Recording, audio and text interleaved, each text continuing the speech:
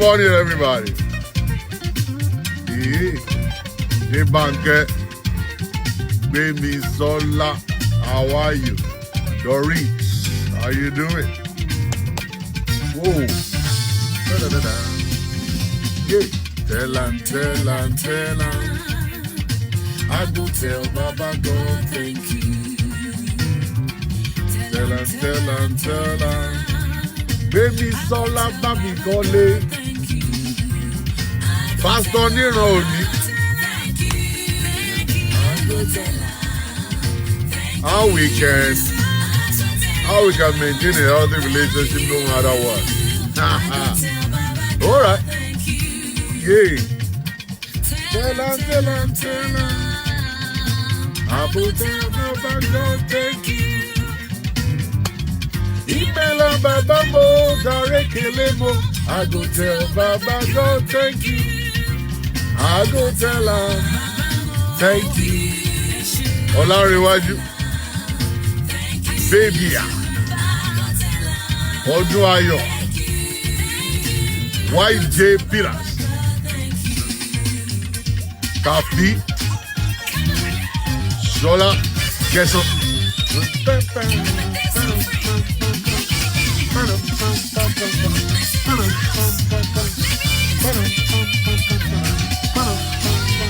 Hey.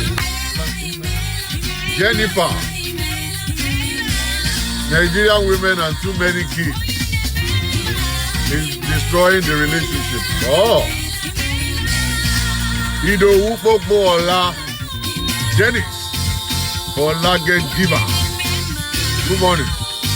Oluwafumike Ali Brown. Ola get Ayonu. Favor. Mbebe. Umilayo. Bring it down. All right. Good morning, Patience. How you doing? God bless you. Yeah, I'm back from Ibadan. Went to Ibadan real quick this morning. You know, Ibadan is actually beautiful. The prayer of the saints is changing the country. You know, I landed in Ibadan. I just found out that I'm still in America. Wow, what's going on? They say people have been praying. I say, and the prayer of the people is changing the nation. The place is looking beautiful now. I say, wow, good job. Good job to all these fire for fire prayer people. They are really praying and the whole place is changing. It's a miracle. It's magical. Magical. Every place is changing. Oh my God. You know, people will think I'm crazy, right? They will think I'm crazy, that I'm a very stupid guy. You see, God is not a fool. God is not to be mocked, man. For real. He's a God of process. God of process. If you refuse to do your part, God will refuse to do his own part. You think America just suddenly become beautiful because they are actually praying?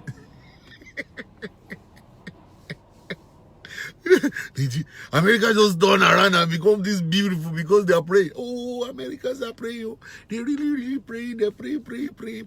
And the whole country just look beautiful. God is allowing the grass to grow where there is no grass. Trees are growing where there are no trees. And the water is actually going everywhere. You start seeing lake and river everywhere. You know what I'm saying? And butterflies. You know, everything is all there because they are praying. Nigerian people, come on, man. We enter school, but we come out from school, we don't learn nothing. We know they learn anything for school. You these people, I don't understand. We get degrees upon degrees. Every one of us, we have one degree on the other, one title on the other attached to our names, but our head is not correct.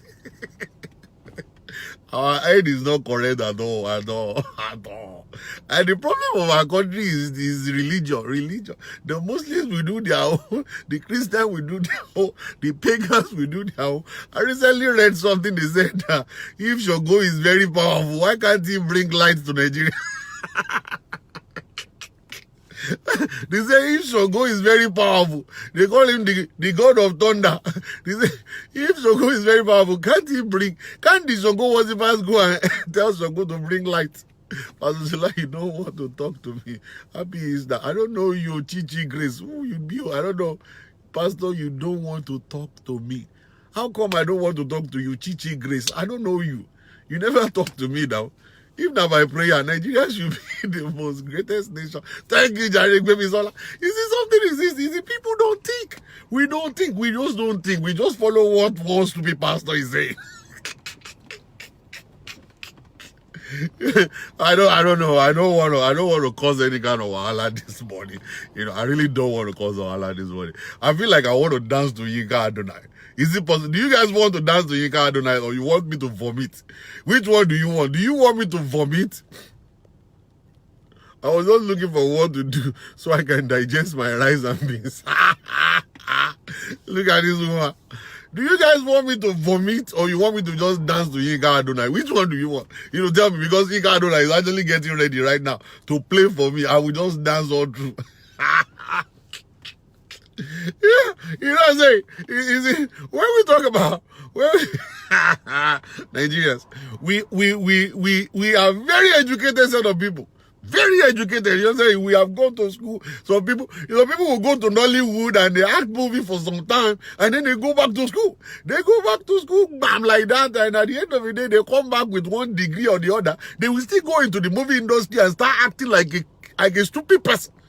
Understand? The movie is not going to, there is not going to be anything attached to the movie like education. No education at all attached to the movie. You will watch some Nigerian movies sometimes. You will just look at yourself like, are they stupid? Do they really think that we are stupid? That we people that are watching their movie, do they even think we are stupid or what? I don't understand. For real, I don't understand. I am telling you, American movies will do effect and stunts and everything in their movie. You will almost believe it's real. Nigerians will do their own, you will know it's fake. Oh my goodness. I don't understand. I don't know what to say. Good morning. I don't know exactly what to say. I want to vomit today, but I'm still kind of like trying to. Like wanting to, but I really don't want to. You know what I'm saying? All right. So they usually say, how do I say personal message to you? Let me see what is your name. Let me see your name. Let me see the name of the person. Omo Jobs. How do I say personal message to you, sir? You don't know how to say personal message to me? Are you on Facebook? It's just funny. It's very funny that I give a lot of people appointments in Nigeria. I give a lot of people appointment in Nigeria, and I put 1 p.m. Eastern time. They don't bother to read the Eastern time. They just call me 1 o'clock of their time. And 1 o'clock of their time is going to be like early in the morning, my own time, when I'm still in bed. I kind of like, what? What exactly is this? I don't understand these people. Are you kidding me that you have a WhatsApp or a phone that is connected to Facebook and you don't know how to send a personal message on that Facebook? Come on, man. Let's listen to Yinka Adonai. I think I'm done this morning. I don't want to. You say I don't want to. Don't let me start. If I start now, they will say, Pastor Shola, don't start again.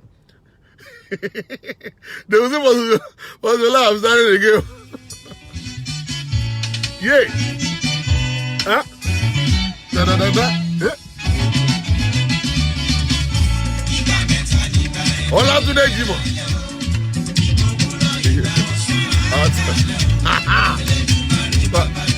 Listen, wait. Nigerians don't understand what Eastern time means. They don't know what Eastern time. They don't know what instant time means. You put 1 p.m. Eastern time, they'll be calling you their own time. You see, if you send me a message and you put whatever at the back of it, I'll first of all go and Google it. You see, there are so many wait, Adonai, wait. Don't be disturbing me. Now, sometimes when people will send me big English, I don't understand the English. The very first thing I'll do is I will just highlight the English, then I will click look up, and then Google will go and help me to look up this thing within 1 second. Within 1 second, and I will quickly know the definition of that word, then I will respond to the person. The person will think like, Pastor Shola is a grammarian. Pastor Shola go English, but then you go English again. I don't hear any English at all. The issue is that, you see, Nigerians, so many of Nigerians, they have the phone and they buy the most expensive phone in the whole world. the most expensive phone in the whole world. So many of them, they have iPhone 25 and iPhone 50 in their hands. And they don't know how to Google nothing. They can't Google anything. Sir, you tell them Niger time better still. No, I won't tell them. I need to educate them. I'm not going to tell them Niger time or whatever. I will educate them. By fire, by force, they will learn to go to Google. By fire, by force, they will learn to read something. All right? You don't just bring your brain there. And no wonder pastors are cajoling them. They can't go and Google for the word of God by themselves. Okay, there are so many topics that people want to talk about. There are so many situations going on in the heart of the people. Google it. All right, you want to lose weight, go and Google it. Even though there are so many things on Google that are fake too. All right, but you have to read. Hello, Lumese. Smartphone have made people do. How do who ask the question won't be put up? I don't care. If she's put up, I don't care. I'm good. You see, if I'm her, I will thank God for what Pastor Shola is saying right now. It will take me to go back to the drawing table and go and search well how to send personal messages. All right? It will make me to do so. That's the kind of person I am. Let me tell you this story real quick. Maybe you will understand. When I used to pastor a church, every time I pastor, I speak bad English. My bad English was so much that even me myself, I smell my bad English. Now, there's a guy in church. He will always write all my Iban. Every time I speak Iban, you know what Iban is? Bam, bam, Iban, grammatical error. He will write them down. At the end of the service, the guy will knock on my office door and come to me and say, Pastor, that was a good message today. I said, thank you. He said, but there are some mistakes, sir. I said, what is this? He will say, you see, you said this instead of this. I said, oh. So I will tell him, I said, can you write them out for me, please? Okay? He will write them out for me one by one. So next week, Sunday, when I'm about to preach, I will look out for those things. I will not want to make the same mistake of those things. The guy was helping me. He wasn't destroying me. All right? He wasn't. You people, because you are so rude and ego is destroying you. That's why you can't move at all. All right? If you can calm down and let other people teach you things without you feeling bad about it. It doesn't matter how old you may be. You can still be corrected. This guy saved my life. Even though he's no longer with me right now, I still remember him until tomorrow. He may be watching this movie right now. I always want to thank God on his behalf. I'm telling you. Because you guys are too egocentric. You guys have so much ego that you don't want to learn nothing. If somebody's correcting you, you say, that's why you will remain the same. That woman right now supposed to be thanking me for saying what I'm saying right now. Do you remember there was a time like that? One woman was sitting in the car with me. We were driving to Maryland. And me, I was at the back, she was in the middle, another person was on the other side. And at the end of the day, every time she raised up her armpit like this, the smell that is coming out from her armpit, and her mouth will not stop. She was just, and you'll be raising an armpit. I almost died in the car. I had to roll the window down even though the weather was cold. All right? And at the end of the day, we managed to stop in the gas station. I was so happy. I was so happy when we stopped in that gas station. So I ran all the way to the inside and bought a small deodorant. And I came over with a cup of coffee for myself. And I said, Madam? He said, yes. I said, Madam? She said, yes. I said, Madam? He said, I said, can I see you? And then she came over to the side and I handed over the cologne, the deodorant to her. I said, Mommy, you need this thing urgently. She said, I said, there is a bathroom over there. Go and apply it on your armpit. Okay, you will like it. So she walked around like, as me, I no care. If you walk around like you're dragging like a snake, now your problem with that one. Me, I don't tell you what God want me to tell you. Now, she now went there, applied it, and she came back and said, this is this. I said, no, you don't give it to me. You keep it. Mama, you keep it in your bag. I have my own in my own bag too. I use it. Me, I use it too. It's in my bag. Okay? Sure, are you sure? Okay? Keep it in your bag. You will need it later. Alright? So, when we got in the car, the woman didn't talk at all. Yeah, everybody in the car, they noticed there is a nice odor coming from somewhere. They could feel it, but they couldn't talk. So, on our way coming back From the program we went from, we stopped at another gas station. The woman now walked to me as I was zipping my coffee. He said, Pastor Shola, thank you very much for telling me that stuff. I said, oh, it's my pleasure. I will tell you anytime, any day. I will tell you. I said, so madam, I want to educate you some more. I said, you see the armpit, we shave it. When we shave it, it will look clean. All right, when it look clean, then we apply deodorant. That's what they call deodorant. Understand? So when you enter into a place, people will smell good stuff. You know what I'm saying, mommy? That's what it's supposed to be like. So she thanked me. We enter back in the car, we drove all the way. Every time I see this woman, she's smelling good now. She spent her money buying deodorant upon deodorant and body spray upon body spray. And now she's smelling so good. Now she got confidence more than before. Now people will run away from her. But you people that refuse to take instruction and criticism, you will not move. All right? Somebody called me one time on my show and said, oh, Pastor Shola. I said, what? Pastor Shola, I said, what? Why do you always shout on your video? I said, because it's the anointing to shout that I have. I then shout. What do you want make I do? He said, but can you take it easy? I said, no, I can't take it easy. I said, thank you for telling me, but you see, this nature I have is the nature of a lion, that the lion must roar all the time. You know what I'm saying? That's the stuff. That is the stuff. Okay? So if you continue to talk about it, I won't say it. So there are certain characters that you have that you cannot change. All right? You mentioned it during the RCCG program in Maryland. I did. All right. Thank you very much for reminding me that I already mentioned it. Let me play Adonai a little bit. Listen to Adonai.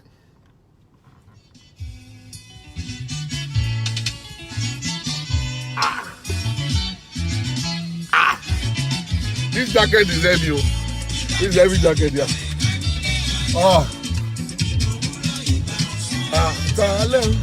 Elédùmarè. Yay.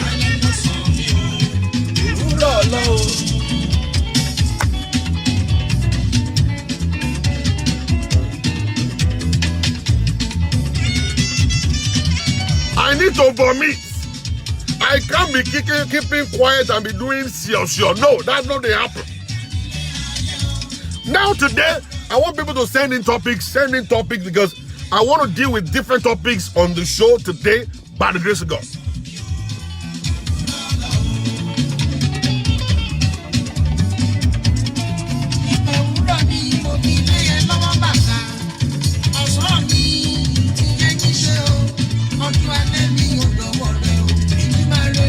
What I'm sorrow me, God, do me, oh. Hey, get me ribati shaking run, yeah. Iba meti, iba edanile ayo. Iba. Elédùmarè baba jọ̀wọ́ ṣàánú mi. Let me tell you something. I inherited this nature from my father. My father is a bold man. He doesn't care what you feel, how you feel, whatever it is that you feel. He will tell you. Normally, he will tell us, he said, Mo fẹ́ ṣojú abẹ́níkò. You know, I didn't understand that stuff for a long time. But now that I'm actually doing this stuff, now I got it. I can now understand that, okay, this is what the guy is saying. Mo fẹ́ ṣojú abẹ́níkò. It's going to be painful. People may not like you. People may hate you for the truth you are speaking. But listen to me. You got to just speak it anyhow anyway.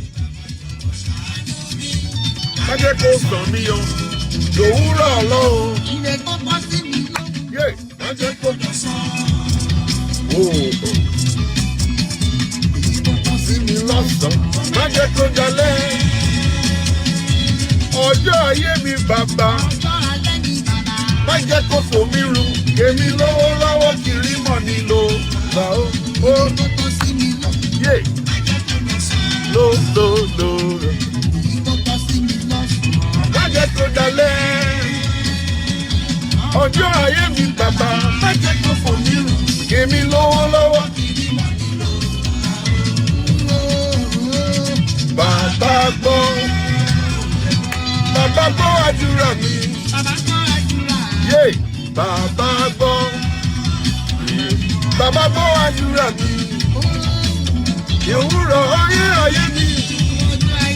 Òbí omi àfòwúrọ̀ pọ̀. Ọ̀sán ayé mi o. Wait a a minute. Let me educate that person that don't have education online. Okay, I don't know, just stay cool right there. Now, one thing that people don't understand, Baby Sola, let me just quickly educate that person real quick, so that the person will go back and sleep. Maybe by the time the person will wake up on another side, he will understand, or she will understand what we are talking about on this show. Now, if your father happens to be Jesus, you will carry the DNA of Christ. When you carry the DNA of Christ, anywhere you go to, they must see his glory on your life. All right? So they will see Christ in you. That's why they refer to you as Christians. Okay? A Christian cannot be Christian without Christ. Christ in you, is what is qualifying you to be called Christian. So I am a lion because my father is the Lion of the tribe of Judah. I carry the DNA of my father. All right? That's why Jesus Christ, when he entered into the temple, he beat them out of the place, because he is the lion. He is still the lion, and he will continue to be the Lion of the tribe of Judah. I am the lion because I am the son of my father. All right? So if you don't know the father that gave birth to you, then you can go and sleep. So if I call myself the lion, I am not blaspheming. I am not doing anything wrong, because I'm the son of God, the son of Christ. I carry God in me. And that is why I have the spirit as bold as a lion. The Bible says, I have not given you the spirit of fear, but of power, of love, and sound mind. Anybody that is intimidated, you are not a son of God. You are intimidated by the devil. You are afraid. You are not a child of God. You are a stupid person. You are a bastard. All right? You are a bastard if you are afraid. God didn't give us the spirit of fear. So who are you to tell me that I'm actually speaking blasphemy? Go and sleep. You go and sleep, and maybe you can wake up on another side of the world, and then you can actually go and kiss the transformer, whatever you like. I don't care. Understand? Let's go ahead. Let's go ahead.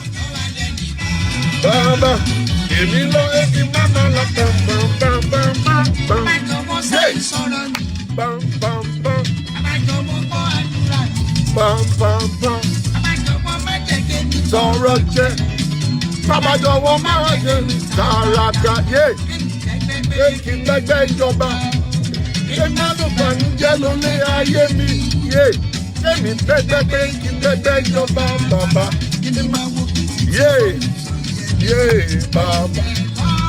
bàbá gbọ́. Listen.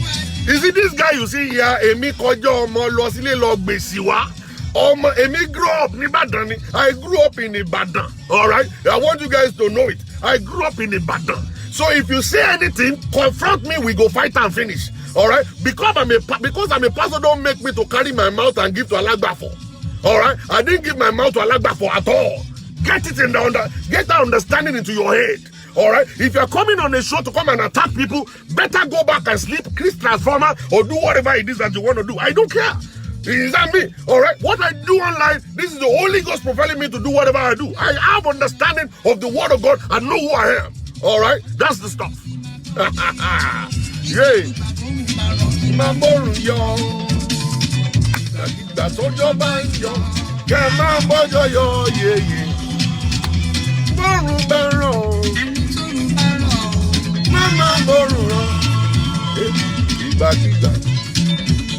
that's what your mind, yo. I want yo. Oh.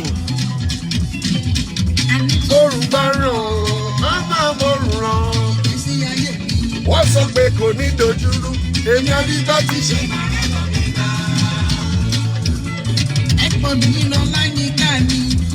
All right.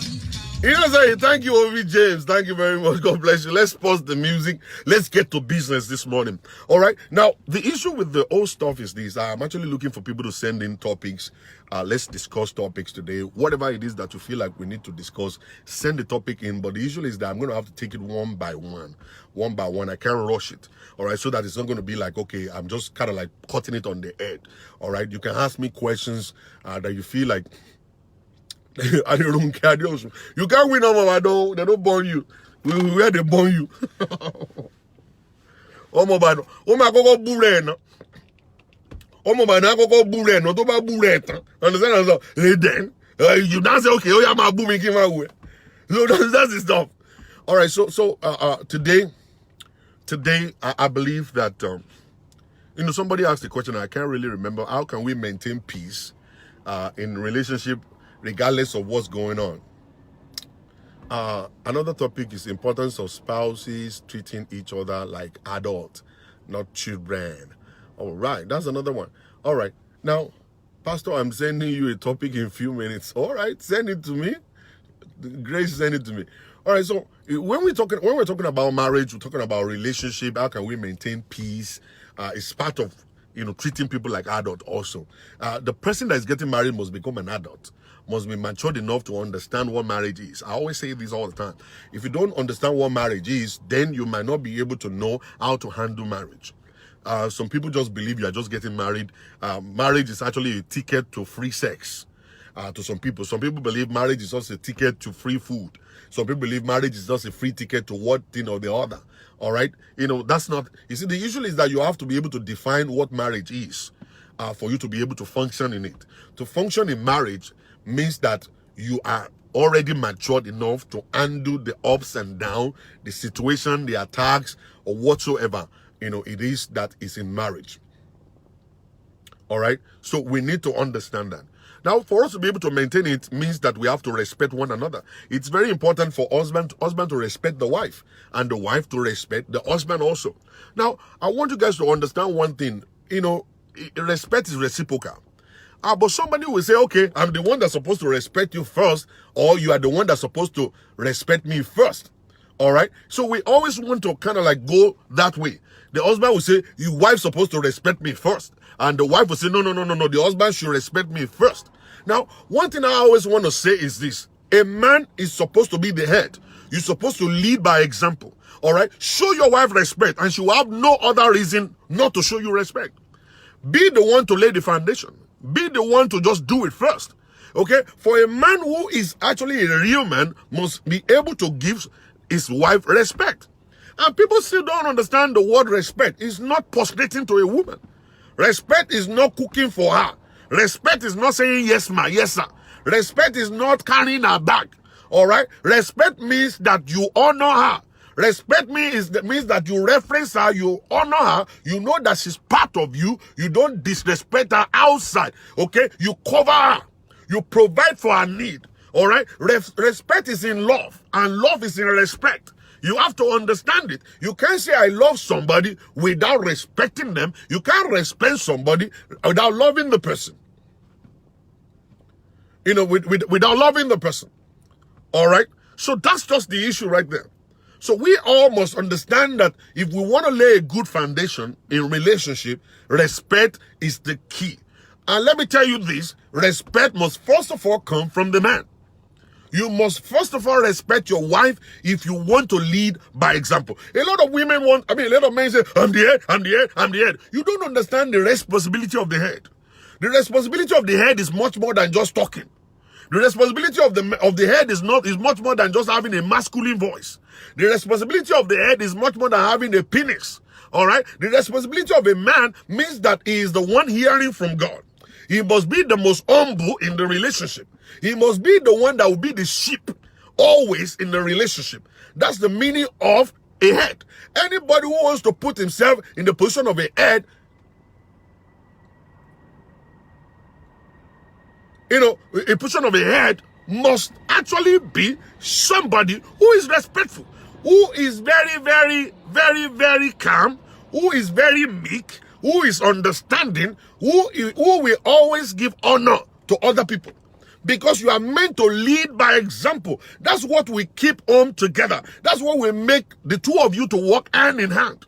When a man is not a bully, he is not a bully in the home, he is not an abusive man, he is actually doing something that is, expected of him to do. He is providing in the home, he's providing security, he's providing himself, he's providing sexual relationship. I spoke to a woman one time, he said, Pastor, in our house, I have to beg for sex. In our marriage, I have to beg for sex. And I'm talking about begging for sex 6 months. 6 months, and he will be saying, I will. 6 months. And then when he's doing it in 6 months, he's just going in and coming out without any affection, without touching, without kissing. And the woman said, I have never kissed my husband in my life. The only time I kissed him was the day of marriage. The day of marriage was the only time that I've ever kissed my husband. And that's it. And that's it. And that's not the way things supposed to be. Things supposed to be. You see? So relationship is a give and take. That's why they call it relationship. It's a give and take. What I give to you is what you are expecting back. A lot of men will give nasty stuff to their wife and they want their wife to be the best. Some women will give nasty stuff to their husband and they expect the husband to give the same thing to them. It doesn't work that way. It's totally different. All right? Doesn't work that way. It's different. It's a give and take. You both must have to do it correct way. All right? So that's what makes marriage to go, and you can sustain marriage. You can sustain marriage by laying the foundation on God. Christ is very important. It's very, very important when it comes to relationship, when it comes to marriage. You can't just build your marriage upon just ordinary sex. Oh, she's very sexy. Oh, he's very sexy. He can do it well. Oh, he's got money. He's got a good job. It's not enough to maintain and sustain marriage. You need to base your marriage on Christ. Very important. When every other thing will fail, God will not fail. When money will fail, God is still going to be there. When jobs will fail, God is still going to be there. When sex will fail, God is still going to be there. When respect will fail, God is still going to be there. You see, one thing that people don't understand is this. Every other thing can fail. The only thing that cannot fail is God. All right? I've seen a lot of women, they'll come to me, they say, Pastor, my husband used to be a caterpillar on bed. And I said, so what changed? He said, but now, he is no longer being able to be a caterpillar anymore. And I'm just so tired. I tell them, sex is going to fail. A good man may not be good all his life. All right? Something may happen along the line that is going to fail. Money can fail. The person may be rich today and may not be rich tomorrow. All right? So when you base your relationship on sex, you're failing already. When you base your relationship on money, you're failing already. You see, all of these other things can fail, but God can never fail. That's how you maintain and sustain your relationship. Let us have relationship in God. Have relationship with God, and you will find out that God will always be present in your relationship constantly. Now, let me tell you this real quick. A lot of men, the reason why we don't understand marriage is because we don't have God in us. Because God, the love of God will bring the rest of the all requirement when it comes to relationship. The moment you have God, you will learn to love because God is love. And inside of love, there is respect. Inside of love, there is protection. Inside of love, there is provision. Okay? The moment you love your wife, no wonder the Bible says, husband, love your wife. It's a full package. For a man to love his wife, he is going to have everything. Everything will be included. Everything.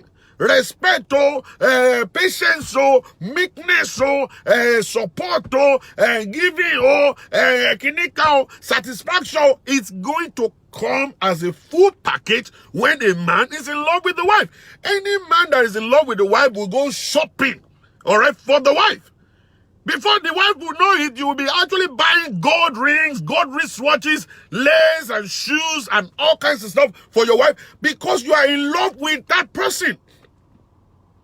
You are in love with that person. So you buy things for the person, you provide. A man that is in love with the wife will cook. Before the wife will get back from work, you are already cooking. All right? And she's calling you and saying, honey, what are you doing? And you're saying, I'm cooking for you, my love. And then she's going to come, even if she's having a bad day at work before and things are not going the way she wanted to go, by the time she hears you that you're cooking for her, my love, I'm telling you, her spirit will be lifted and she will enter the house with a big smile on her face. A man that is in love with the wife will protect her. Even if the family members are shooting arrows, she will be the one to take the bullets on behalf of the wife. I'm telling you, it's because you are in love with that woman. You will take the bullet on her behalf. A man that is in love with the wife will not scold his wife in the public. He will support her. Either she's wrong or she's right. He will stand by her. He will cover her. He will take her into the room and say, honey, you see, what you did is not good, oh. This and this and this is what I'm expecting of you, but listen to me. Kosi problem. All is well, and that's it. All right? A man who is in love with his wife, all right, we supply her needs. We cover her. Families will not see what is in between them. Your family must not know what you're going through. Your mother must not know what is going in your relationship. You cover them. Okay? Don't let your mommy know you are the one making the most money as a wife. All right? I find it so difficult. I so much love the young people of today that they are well educated, well enlightened, that the girl may be making more money than the husband and you will not know. They cover it up. You see, there's no way you will not know that the wife is making more money because it depends on the kind of job that they're doing. You can't expect a taxi driver, a man that is driving taxi, to have more money than a doctor who is a wife. The two of you, you will know. But the issue is that they won't show you. The wife won't look as if to say, oh, my husband is not making any money. They will both cooperate so much that you won't know who is the one making the most money. So, but for you guys that are hold cargoes, I don't know why you guys always want to demonstrate it and say, I'm making money than my husband, I'm the one paying rent, I'm the one and so what? Are you not supposed to be a helpmate? If he's not making money, he's a good man, he's struggling, he's doing whatever is necessary to do to make ends to meet. It's not that his good is not good enough. All right, his best is not good enough, and you are being placed there as a helpmate. Why don't you just shut your mouth and just do what you're expected to do and keep your family going? Don't allow the devil to penetrate. That's how you cannot sustain a marriage. You can't sustain a marriage when a woman is talking too much. You can't sustain a marriage when a man is talking too much. Every time there is a problem in your family, the man is already calling everybody. The man is already calling everybody. And you are actually now, everything you are saying is all lies. Just for you other people to hate your wife. That's not a wife. That's not a man who is in love with the wife. That's not a man. That's not a man who is in love with his wife. If you are in love with your wife, you don't expose your wife. All right? So you keep everything within, inside. Be a fence around your family. Be a fence around your marriage. Cover your marriage. Don't let nobody see nothing. And that's why the Yoruba people said this. They said, Inu lieni latije kute oni dodo. Or is that? So many women will say, I can't take this. But listen, they are taking things that are worse than what you are taking. All right? What your husband did to you last week, when you tell it to your friends, they will magnify it, they will take it to the next level, and they will poison your heart against your husband. And they will tell you, I can't take this in my own marriage. I will go away. I will walk out of that relationship. Let me tell you, they are taking things that are even much more other than what you are talking about. But people won't tell you. It is because you are opening your own case to the people, and that's why they're telling you rubbish. All right? You yourself as a woman, cover your secret. All right? Be your own. Don't be telling people your secret. Don't be telling people what's going on in your life, because the people that is in this world today, the Bible says the heart of a man is desperately wicked. Who can know it? When you talk about the heart of somebody is wicked, it means that they are not planning anything good towards you. They don't want you to succeed. They don't want you to make it. They don't want you to remain in your husband's house. Everyone that you are working with, they are happy when you and your husband, you are fighting. They are happy when you say you are moving out. They are happy when you say you are calling police on your husband. They are very happy because they know, oh, he's going towards the same direction too. He will end up like us. Okay? I know one particular woman who is a divorcee. She started a ministry to educate married people to stay with their husbands. I listen to her messages almost every time. And I listen. And she said, what happened to me, I will not allow it to happen to other people. What happened in my life is not going to happen to other people. So you need to sustain your marriage by keeping things within. There will always be issues. Listen, there will always be issues. I cannot tell you how many times I've slept on the couch. Me, Pastor Shola, the lion. Okay? I have slept in the living room on the couch many times. Many times. There are so many times that when everybody is sleeping, I have to sneak and open the door and enter into bed, and I'll just grab her from the back and say, my dear, I'm being wrong.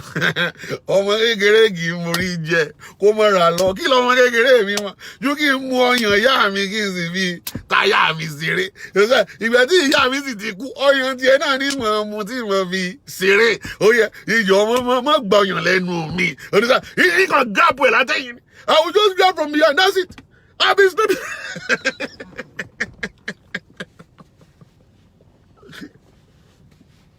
You guys don't know.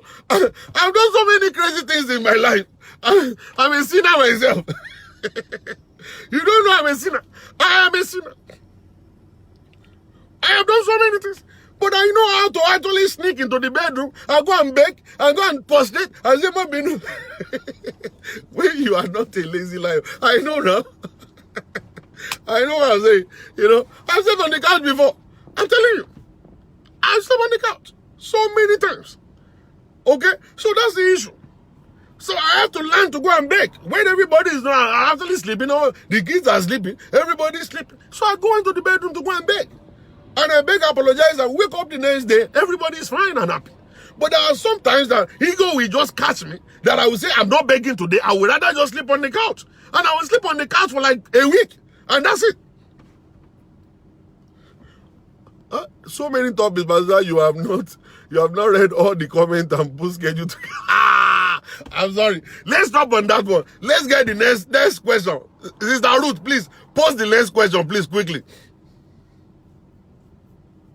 Please go ahead and give me the next question. I don't have the next question. I'm sorry. I don't know. I talk too much. I think I talk too much. We are all sinners. Yes, we are. We are sinners. So many things going on. And for you to be able to sustain your marriage, you must learn and know the strategies. And then you have to knock ego down. Knock ego down. The ego that is not allowing you to be able to listen to your wife. The ego that is not allowing you to let your husband speak. Some men will never beg. They will even refuse your food. Yeah. It's because they are not grown enough. They are not grown enough. People that are immature will do that. You see, the mindset going into the marriage is that I'm going to keep this marriage going until death. Someone asked to talk about effect of too many children in marriage. Thank you very much, Sister Ruth. Now, when we don't see that, you see, so many things can actually knock you off track in marriage. I've spoken about this before. That so many people, you have too many kids. Nigerians, too many kids. You say, and that is why so many of you guys don't have life. You don't have no life. And you see, one funny thing is this. Because you are taking care of the children, you get stuck with the children. You are not able to go back and do your masters. You are not able to go and do the kind of job that befits you. So you are stuck in the house. And many of you guys don't think about it, that one day if that man should decide to walk away, all right, from your life, that is going to be the end of anything for you in that home. You will be stuck with the children until the children are grown enough to take care of themselves. All right? And that may be too late for you. Now, so many kids in a relationship is going to mess up your relationship, because relationships are supposed to grow daily. It's supposed to grow daily. We're supposed to invest in relationship every day. All right? It's not like, okay, oh, we did it like 2 years ago. We don't have to do it right now. All right? It's everyday thing you have to invest in marriage. All right? When you have too many kids in the relationship, it's going to prevent you from going out to do anything with your wife. All right? Anything with your wife. You know how much it's going to cost you to take babies to daycare? You know how much money is costing a lot of people to take their children to daycare because they want to do things? Okay? It's going to take all your salary. All the salary that you're making is going to be gone by the time you're taking all of your children to daycare. I don't understand what is wrong with you. All right? Now, you are not going to be able to socialize. You can't go to parties. You can't go to meetings. You can't go to conferences. You can't even go to church. Sometimes they ask you, madam, why don't you come for midweek service? I want money. Understand? So these are the stuff. These are the stuff that is going to prevent you from. all right, from doing anything for yourself. And listen to me, you cannot always have your husband with you. And that is why you need to plan well. Your husband is going to die. Either you like it or you don't like it. I think a man should die first. Why? Because by the time a man will die first, the woman will concentrate on taking care of the kids. That's actually my view. Because if the woman should die first, the man cannot take care of the kids the way they should be able to take care of. Unless the kids are grown. Unless the kids are grown and they don't actually need their mother to leave. But if the kids are young, the new wife that will come into the relationship will not like them the way he will like our own children, and he will not treat them the way he will treat his own children. Those kids will become the shadow of his own kids. She will not be able to pray for them the way their mother will pray for them. She won't run around for them the way their mother will run around for them. I'm telling you. So the kids may not be able to become what they want to become easily. They might become it, but it's going to be like passing through fire. All right? It's going to be like passing through fire. And that is why you need to understand that 2 kids is enough. 1 kid is enough. 3 kids is enough. Having many kids will mess your life up. You can't even take care of 1 kid. You can't. How much money do you have to even take care of 1 kid? Give back to 2. Give back to 3. And that is it. She cannot. I told you guys one particular story one time. I told you about the story one time. That was this particular pastor's wife. Pastor and the wife. They got married and then they had a covenant with God that they were going to have 7 children. 7 children. And this man happens to be a teacher. And the wife is a teacher. And they are not making any money. And at the end of the whole story, they get back to the first one, the second one, the third one, the fourth one. That when you go to visit them, children sleep in the living room. And they sleep on the mat in the living room. They pee there, they wee there, they poo there. All kinds of stuff that their house is stinking and smelling. The husband and the wife, they manage to enter into the bedroom to sleep there. The little baby is sleeping with them and all kinds of stuff. So the man is now saying, oh yeah, let's do it again. The wife now says, Laila, I know they surroma for you. Then they now brought the case to my mother. My mother now asked them, what is the problem? He said, we had a covenant with God, that we're going to have 7 children. We only have 4 right now. We still have to go number 5, number 6, number 7. The wife said, I don't want. That God that gave us covenant for 7 children, why didn't he bless us with money to take care of those children? I don't want. My mother had to tell them, are you crazy? Do you have brain in your head? What kind of covenant are you having with God? You're supposed to think well and be able to have enough kids that you can have, that you can take care of. Now see, listen to me real quick. Now, look at a man that is earning the same salary. He is a teacher also, and you are a teacher, your wife is a teacher, and the 2 of you are teachers. 2 families. 1 family, the 2 of you guys are making probably like 40,000 naira in a month. The other family making 40,000 naira in a month. All right? This first family, they have only 1 kid or 2 kids. And your own family, you have 7 kids.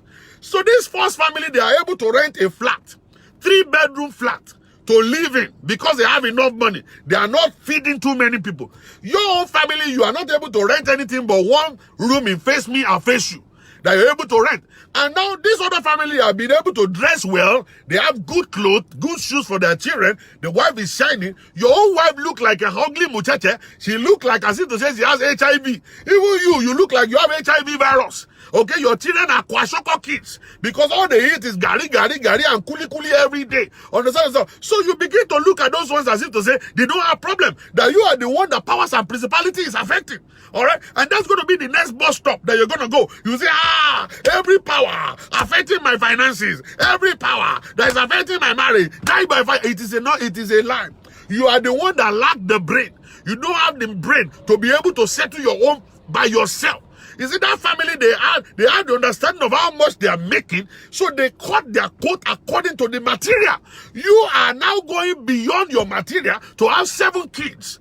That's the problem in your life. Don't come back to God and be saying there is a power against your life. You are the one that is affecting your own life by yourself. So go and kiss transformer. Come on. You need to go and kiss the transformer. And stop coming here to come and shout, die for you. Go and kiss the transformer. That's the stuff. So many people here in America too, that's what they do. They have too many kids. Too many kids, and the whole house is messed up. I don't know, maybe they want to sell it. Maybe they want to sell children. I don't understand you. All right? So that's the problem right there. That is the problem. That is the power. That's the problem right there. All right? So people need to borrow themselves brain. Borrow yourself brain. All right? When you see a rich man, they don't have more than 1 kid or 2 kids. And then the way they satisfy their families, they will call the wife, say, honey, say, well, take $1 million, go and shop in Dubai. The woman and the 2 kids, they are going to Dubai. They are shopping. The poor man don't have anything to do than to just be having sexual relationship to tie the wife down, because he know that there is no money, all right, that he can use to send the wife to Dubai. If the woman is pregnant all the time, the woman can't go anywhere. He say, hey, Pastor Shola,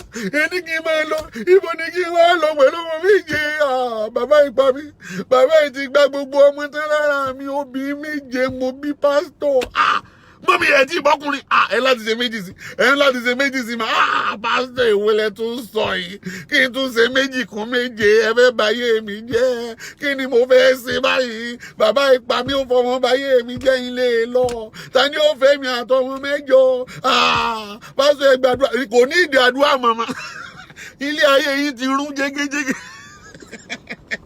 finally ni. Àdúrà ni. Ẹ jẹ́ lọ́wọ́ ọmọ mi sí gbogbo méje tẹ́ ti bí o. That is all Ọlọ́run bá gbọ́. I'm telling you, there is no counseling for you.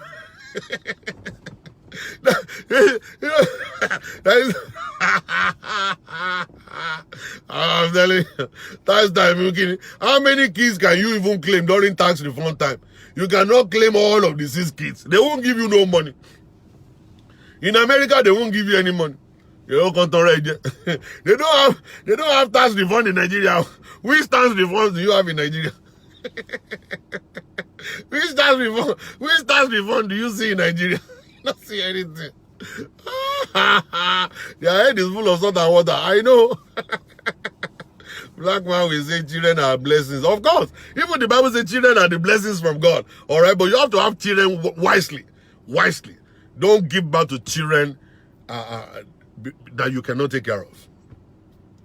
Don't give birth to children that you cannot take care of. Okay? That's the stuff. You have to be wise. You have to be very wise. In the olden days, the reason why they have many children is because they work on the farms. They have many wives because they work on the farm and they want the manpower. In those days, their wife will understand them that, okay, this guy is a farmer, this guy will need manpower. Okay, so they have 15 kids, 20 kids, so they can actually work on the farm with them, all right, to be able to produce what they will eat, what they will sell, and all kinds of stuff like that. So their own time is different from us. All right? So that's just the issue. All right? So, but nowadays that people are going to work, they're doing white-collar jobs, the wife is going to work, the husband is going to work. When you come back, you want to meet a peaceful home. A woman you don't want to get stuck taking care of kids. You don't want to. You will not be able to just be who God wants you to be. I'm not saying children are not the blessing of God, but you are the one dragging the blessing by force to come. God will release it to you, but are you able to take care of them? Okay, it's just recently I found out to send kids to send these children to college costs a lot of money. It costs a lot of money. You see, when you are taking all the tax refund or tax whatever money, you better be saving it. Because the time when you will send them to school, it is not easy to send children to school, to college. It's a lot of money. A whole lot of money. If they want to go to school, good schools. So that is why you need to give back to the number of children you can take care of. Number of children that you can take care of is what you are going to give back to. So it's part of the preparation time from yes, college. Daycare too is crazy. All right, it's part of the preparation time when you're about to get married. You're supposed to have it on the back of your head. What am I supposed to have? How many kids are we supposed to have? What is my capacity? How much money am I making right now? How much money will I make in 10 years' time? How much money will my husband be making in 15 years' time? And all kinds of stuff. Will we be able to send 5 kids to college? Will we be able to send 20 kids to college? And then you have to have that understanding. Unless you want to do like my great-grandfather did. I think he had like about 3, 4, 5 wives, and then he only sent the first child of each wife to school. So those kids will grow up and then they can send their own brothers and sisters to school. But think about it. How long do you think that firstborn will be able to make money to send his own brother to school? So many of them will end up not going to school. All right? That was in the old days. So this time around, we need to plan. We need to plan. K-Sam, thank you. We have to start saving money also. Save money for the college of these kids. If you are making a whole lot of money, the government is not going to spare you. Sometimes those kids will not get scholarship. If they don't get scholarship, you are going to force them to go and take student loans. And it's going to become a debt on their neck. When they are working, they have to pay it for years. Years and years. And I've seen where school fees or a school loan have caused divorce in America. The woman is making money, paying the school loan. She's not able to help the husband. She's not able to help the husband, and the husband is not happy about it. All right? So they have to go separate ways. Okay? So we have to be very careful. When you are having children, always remember, am I going to be able to? You see, sex is not just about having children. If it's about sex, sex can be done anytime. You don't have to conceive. You don't have to just go and pour your way alone every time because you want to have sex. Some people, they only have sex whenever they want to give birth to children. That's not right. That's not biblical. Bible didn't say, okay, sex is only for you to just create babies. All right? You can enjoy yourself having sex. If sex is what you're having, that you feel like, okay, when I have sex is when we have babies. That's the only thing. That's why you're having 17 kids. All right? That means you have only have sex 17 times in your life. All right? I don't think so. I think you can have sex anytime you want to have sex. And if you feel like your wife is kind of like really a pig, that every time you knock it, she will get pregnant, then use condom. Or maybe you guys can actually take the old stuff. You can do whatever it is that you can do to prevent pregnancy. So you guys can enjoy your sex life. Then you can do it like 2 times in a day, do it like 5 times a day if you have the time. All right? You can do it every day if you have the time. Okay? So that's just the issue. That's just the issue. All right? And there's a government account right now that if you open the government account for your children, where you start saving money there is a college fund. By the time the child is going to college, the government will multiply it by 2 and give that money to your kid to go to college. He can pay for the first fees that she's going to pay when she gets to school. When she gets to school. Sir, please tell Nigerian people to learn from the Jewish and the white community when they have children, they open account for them. Yes, that's what I'm saying right now. There's an account there, you open it, you start saving it. If you don't want to save that one, go and open a mutual fund account for your kid. Call it the college fund. And then every month they will withdraw like $50 from your account. You know, you won't even know. They will just withdraw $50 from your account, they put it there. They withdraw $50 and put it there. All right? They put it there. And then year go, they are trading with the money. Okay? It's possible for you to put like $1,000 there a year. And at the end of that year, you're going to be having maybe like $1,700 in that account because they will use it for business and make more money and put it there for you. And your kid is still not ready to go to school in the next 10 years. All right? So you're going to have enough money by the time she's grown or he's grown to be able to go to school. All right? To be able to go to school. So that's just the issue right there. So having too many kids may mess up your life. You may not be able to train them enough the way you should. Even you yourself may not be able to develop yourself to be able to do what you want to do in your life. It's going to become frustration. You will become frustrated along the line. And if you are not lucky and your husband should dump you and walk away, you will enter into psychiatric hospital because of that. Because you may not know why or how you're going to be able to cope. Pastor, why did you say of the wife want to start having kids like a pig? The reason is that pigs do, you don't understand. It means, you see, kids are very, very fertile animal. That when they get pregnant, they give back to 10, 15, 20 kids at a time. 10, 15, 20 kids at a time. That's how they do. That's why you see the pig farmers, they are very rich. You know, when the pigs are pregnant, they give back to a whole lot of number of kids. And they take care of them. They eat junks. They eat trash. And then they grow faster. And then the baby pig that you saw last week may be having kids right now. So that's the meaning. When you said a woman is having kids like pig, because they are They are very fertile. Okay, they are fertile. That's the stuff. All right. When you are fertile, before you have sex, you are pregnant. They are kissing you, you are pregnant already. All right. That's the stuff. That's the problem right there. All right. So for those kind of women, you have to go and look for protection. You have to go and do what they call the family planning, so that you won't be getting pregnant like all the time. And you know one funny thing is that when you come and then you say, oh, honey, I'm pregnant again, the man will be annoyed. And that's why a lot of men say, I don't want to have sex with my wife anymore. You know, Pastor, this no offense in that, sir. In what? Offend in what? I don't understand offend in what, because I don't know, maybe you are getting my point. I don't know, maybe you are getting it upside down or whatsoever. There is no offense in what? Somebody getting pregnant all the time. Then you're having 20 kids. Who is telling you there is offense in it? It's not going to be your responsibility, not my own.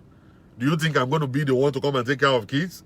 You think I'm going to put my money in taking care of your children for you? No. What I'm saying here is just borrow yourself brain. Don't have too many kids that you can take care of. If you're just coming online, please, if you're just coming online, you don't know what they've been saying, and you're just meeting us on this point, please don't comment. Don't put comments. Please. I just beg you. You see, sometimes people just come in, they enter into the system in the middle, and then they start commenting for no reason at all. Please, if you know you enter into the conversation in the middle, and you don't know what they've been talking about, please, I beg you, don't put comments. Just listen. When you just listen, you will get understanding of what they've been discussing from the beginning. All right? You'll get the understanding from the beginning. All right? You see? So, you need to borrow yourself brain. Borrow yourself brain. And a lot of Nigerians, you don't understand. A lot of Nigerians don't understand. You see, what I'm saying here will make no sense to them. They will only be quoting scriptures. They will just be quoting scriptures. And quoting scriptures out of no understanding at all. All right? That's the way they do. Okay? What about men with different baby mamas? Nothing concerns me with that. That's what they could do. If the government is taking all their money, if she made a mistake, sir. She also meant no offense. I didn't say she meant no any harm. I'm just telling, if you meet the conversation in the middle, just don't come in and start commenting. If they have baby mama, like 200 baby mamas, that means they have enough salary to pay child support. All right, we don't have to advise them. You see, when you're having baby mamas, it means that you have enough money. You have enough money. If you have enough money to pay child support, continue having baby mamas. You know, people are not supposed to advise anybody with too many baby mamas, my sister. You don't have to. Sir, please address the issue of Nigerian men, women having will and life insurance. Well, it's another big issue with Nigerian community, that we don't want life insurance. And the reason why we don't have it, and the life insurance is only $29 a month. $29 a month, you're going to be having like almost about $1.2 million coverage, that if you should die prematurely, your wife is going to collect $1.2 million, and then she'll be able to pay off the mortgage, and then she will be able to take care of the school fees of the children when you're gone. And the reason why a lot of men don't want to have life insurance is that they believe the wife will kill them. Pastor Shola, my wife is going to kill me. My wife is going to kill me. My wife is going to kill me. All right? Now, you don't think about the life of your children when you are dead. And the life insurance is also only $29. Some people will say, oh, my wife, by the time I'm dead, my wife is going to go and marry another person. My wife is going to go and marry another person. Oh, we'll marry another person. The two of them will now spend the millions together. And so what? How about you? If your wife should die right now, you're not going to marry another woman. I see. And the woman is having the life support, life insurance too. Aren't you going to collect it? You're going to collect the life insurance of your wife, and then you're going to actually go and take care of another woman with it. All right? So these are the things, it's just selfishness and lack of understanding that will keep a man from having a life insurance for his own family. All right? For his own family. It's a bad thing to do. You need to understand that you're going to be leaving some children behind. And those kids you are leaving behind must be taken care of. And how can you take care of them? The woman doesn't have enough work, not making enough money. You are being the supporter of the home, the provider, the major provider in the home. All right? So you need to take care of that business for $29 a month. I don't think that's too much. If you don't have good credit, it might be $50, it might be $100 a month. I don't think it's too much. And then another thing is this that you don't understand. When you put your money into life insurance, okay, by the time you become 60 years old, your children don't need your life insurance anymore. You can now go ahead and sell it and then take the money and then you can go on vacation with your wife. Okay, at 60, 70 years old, you take vacation with the money. When you are 60 years old, I believe your firstborn will be up to 42 years old. Something like that. So at 42, he or she will be able to take care of herself or himself, making his own money, making her own money. They don't need your life insurance anymore. If God give you that long life, then when you're 60, you sell the life insurance, you go and just go on vacation with your wife. Spend the money. Pay off your mortgage, and your children can sell your house if they want. They can sell the house if they want when you're gone. All right? They can sell it, and then they can put the money to use whatever it is that is needed. You see, the most important thing I always want people to do is this: to give your children life insurance. The life insurance that I know is so good to give your children is to give them the best of the best education now that you are alive. Give your children the best of the best education now that you're alive. Pay for their schools, the best school, so that when they grow up, they will be able to get good jobs, they will be able to live good, that they won't need to depend upon anybody. And at the same time, you can have the life insurance on the side as you're sending them to school. By the time you become 60, sell up your life insurance because now you don't need it anymore. Okay? You are alive. God has given you long life. If you die at 60, I'm telling you, you didn't die prematurely. If you die at 70, you didn't die prematurely. All right? Every one of us want to become 90, 120. All right? But I really don't believe when you die at 60, you didn't die prematurely. You've done what everybody who should do as a man or as a woman. All right? The children are grown. They are taking care of themselves. All right? So at that point in time, you cannot take vacation and go and see the world. Go and just spend your money. So life insurance is very, very important. Very, very, very important. We all need to invest in it. All right? We need to invest. And then another thing that life insurance is going to do for you is this.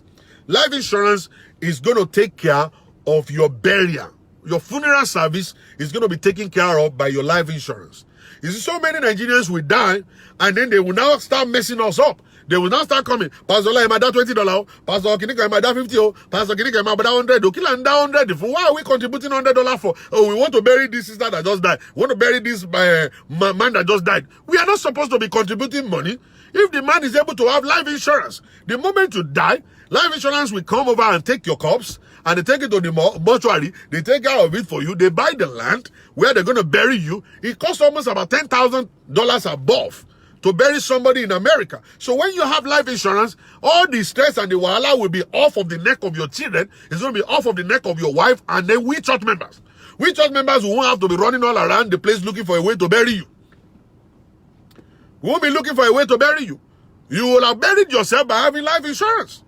All right? We're coming in to ridicule everybody and be saying, please, Ginika, Pastor Shola, what is the best life insurance to get?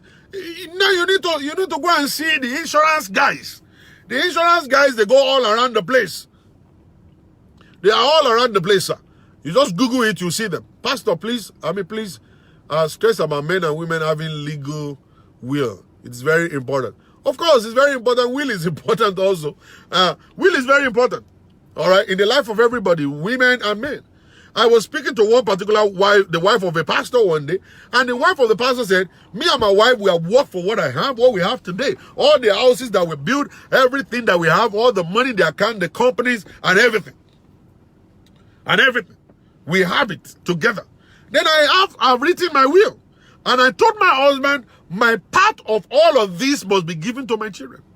If I should die before you, the whole money that I've contributed, my part, the 50% of my investment in all of this must be given, withdraw it, and give it to my children.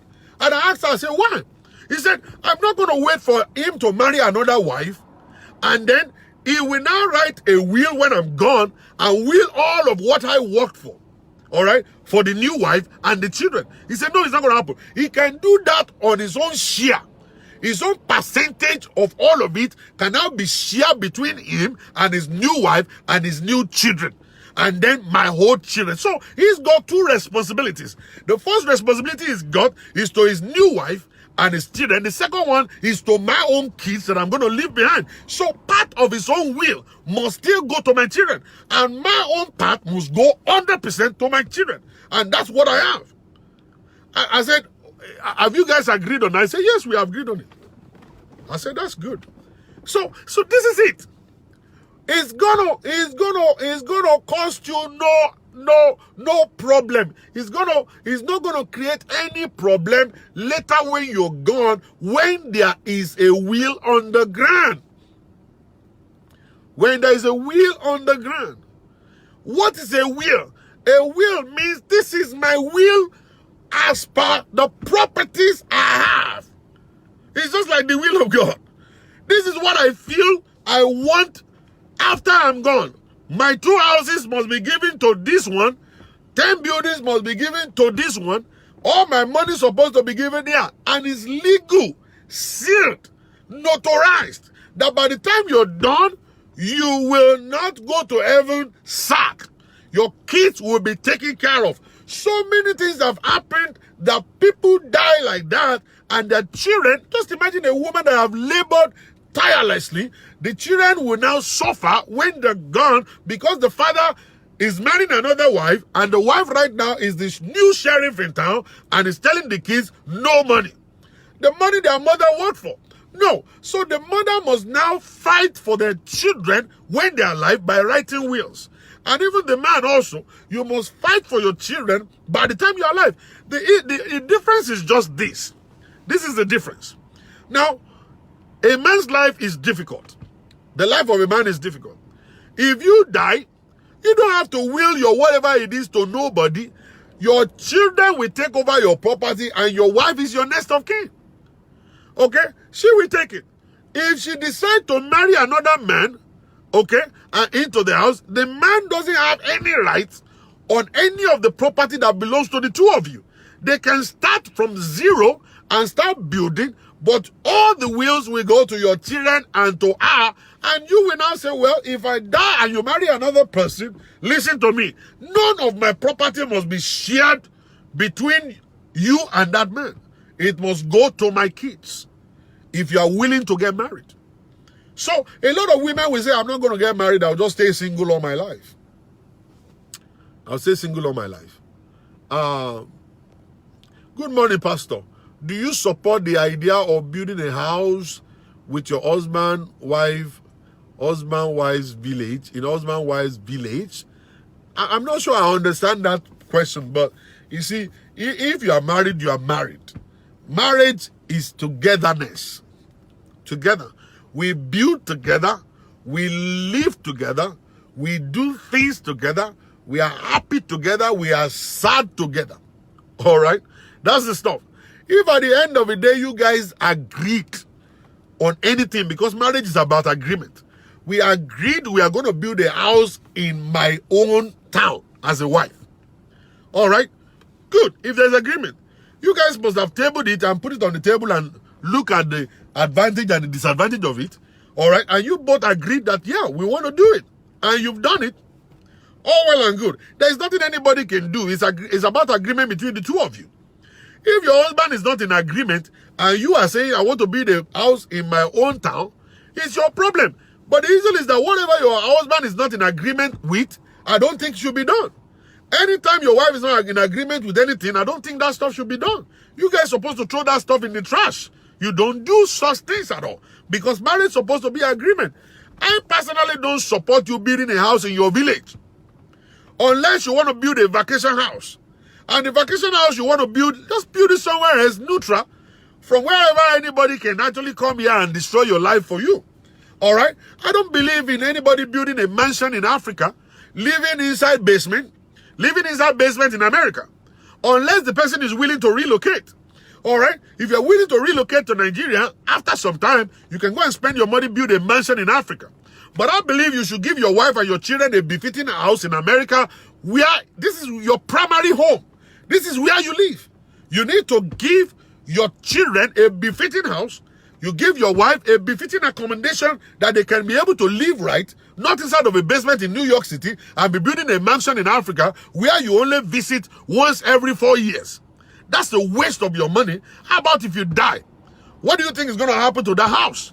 Somebody that didn't work for the house, that didn't work for the money, will be the one to take over the house. Okay? The gate man is bringing girls there. Your little brother is bringing women there. And they have already converted the place to an hotel because you only come once every 4 years. And your children are living in a kind of a rented house in America, in the UK. That's a stupid mindset. Unless you are willing to relocate. And one thing that I want you to always have at the back of your mind is that even if you are willing to relocate, I want to have it that the kids are not going. Many women are not going with their husband to Nigeria. You will be the only one to go to Nigeria by yourself. And one thing about it is this. Is it men, when they're getting towards that age of 55, 50, 55, 60, they always get pulled to go back to Nigeria. They believe, oh, I want to go and make a statement. I want to go and spend the rest of my life in Africa, where I have my parents. And the moment they are now turning 65, going 70, they run back to America because now they are having health issues. They are having health issues. They find out that the hospitals in Nigeria are not good enough. Then they run back to America again. And then to come and stay here. And that mansion is actually going to be a waste at the end of the whole stuff. That's the problem. Okay? If you're going to Nigeria to build buildings and say, okay, I want to do business, it's a different ballgame. The two of you must agree to the business. And where are we building the houses? You don't go and build a house in Ilorin, or you build a house in Ibadan, or build a house in Iyoforogi in Lagos. I mean, in Ife. And be expecting a kind of a good return. You spend your money building a 4 flat in Ibadan. A 4 flat in Ibadan that is actually a 2-bedroom. There's only a 2-bedroom house in Ibadan. Only costs 160,000 naira a year. How much is 160,000 naira a year? Let's multiply it. Maybe that's going to be like only about $300 or $400 a year. That's how much you're going to be making from 1 flat. And you have 4. That means you're going to be making probably like about $1,200 a year on a 4 flat building that you build in Ibadan. That's not a good business. That's a stupid business. Unless you believe that, okay, I want to be saving the money in Nigeria, the accumulation of the $1,200 we accumulate in course of the year, and then I can be able to go to Nigeria and spend the money in Nigeria. Instead of me, whenever I go on vacation in Nigeria, I don't have to take money with me. I will go to the account and spend that money. But don't forget, there must be maintenance. Maintaining the house. You are going to spend money to maintain the house at the same time. So that's the way it works. That's the way it's going to be. All right? That's the way it's going to be. So we have to think well. If you're not building a house in Banana Island, you're building a house in Lekki, all right? It's a different ball game. Building a house in Surulere is a different ball game that you're going to be able to make enough money to compensate for all of the wahala that you're putting up right there. Because when you rent a house in Banana Island, you know how much money you're going to be putting into that kind of a house. All right? So when you are trying to invest, your money in Nigeria, be wise. Go to somebody who is an investor or whatever it is. You want to invest your money. How can you multiply your money? All right? That is the way it is. All right? That's the way it is. Sir, they won't listen.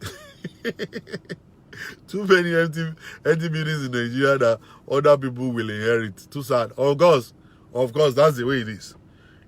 They need to listen. Men need to listen. They need to understand it. No, there's only one life you have to live. Yeah, 2 days ago, they just sent me a message that one of my friends in Nigeria died. And, we are almost the same age. And he died in Nigeria. He's actually stationed in London. He's stationed in London. He will leave his wife and children in London to go to Nigeria to go and have fun. He's building a mansion there. He already finished his mansion he's building and all kinds of stuff. So he went there. He was, I think, was diagnosed of a kidney or something. So he's going for dialysis constantly. So the doctor advised him not to stay too long in Nigeria, but he won't listen. So he went to Nigeria because of his mansion. He wants to do Babake. So he had to go to do dialysis in Nigeria. So he went in.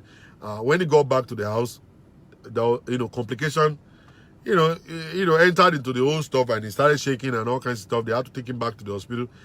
He died in the hospital. And stuff. So the issue is this. I think we need to value our lives.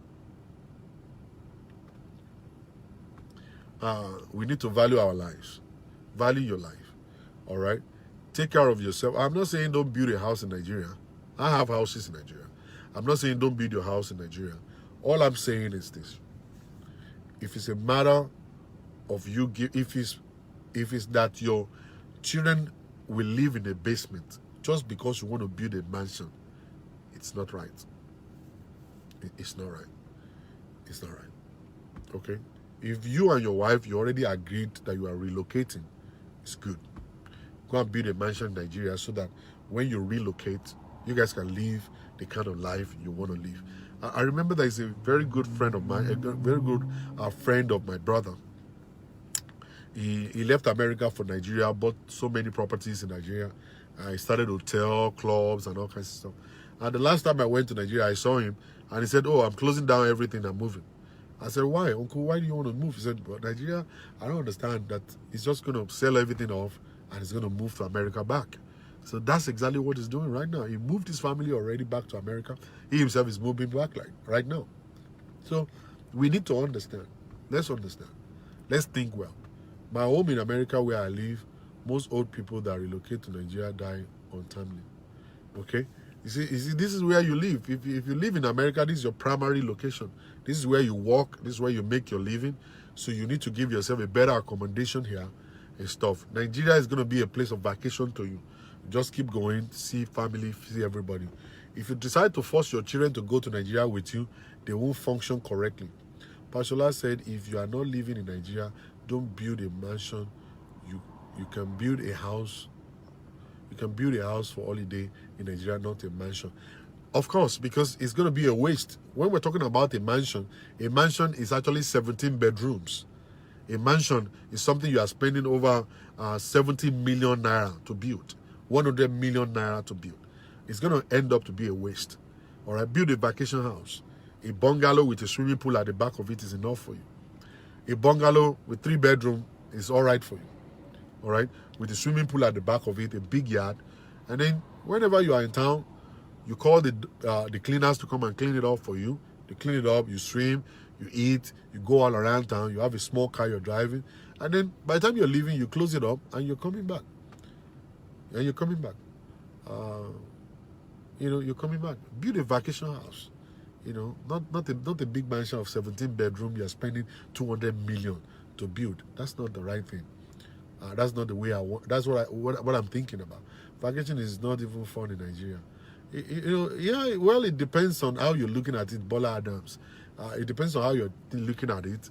Like me, when I go to Nigeria, I enjoy my stay in Nigeria. Don't have to do anything. If they ask me to come and preach, sometimes I tell them I'm not in Nigeria to come and preach. I've been talking in America. I just want to come and keep my mouth shut. I want to come and eat authentic amala with begri. I want the authentic ogunfe that will be smelling. You know the ogunfe that is smelling when they kill it. You can smell ogunfe, and then when they're cooking it, you smell the palm oil. And then they put it together with begri, with amala on the side. And then you eat it and you finish eating it. And then you keep smelling your hand. Your hand is still smelling of the begri with your gufe. I don't know, probably you know. You use soap to wash your hand, but the smell of the ogufe is still there. You can still smell it. Okay? I want to go to Oyo. I want to eat the bread with the tribal mark. I don't know, maybe you have eaten Oyo bread before. When you go to Oyo, you eat Oyo bread with the tribal mark. Your bread have tribal mark. And then you buy the wara. You buy wara.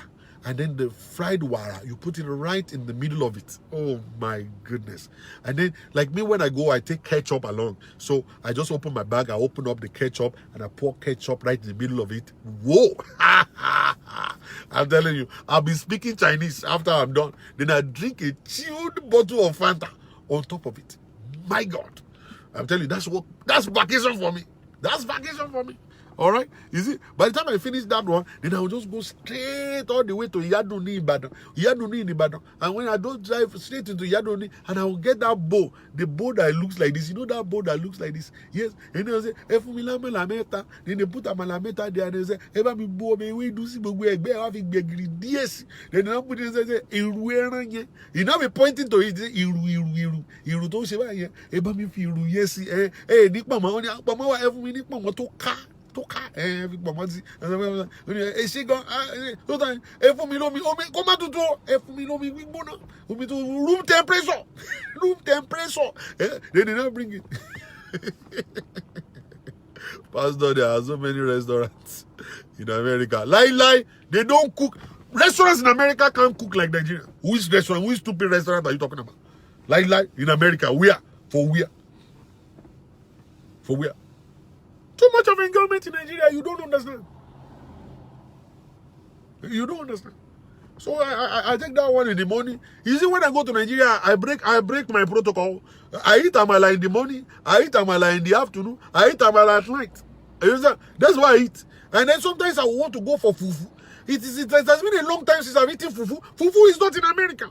So I always go to the Igbo joint. When I go to the Unna people, Unna joint, you know, they give me 2 fufu here. They give me the meat is always small meat.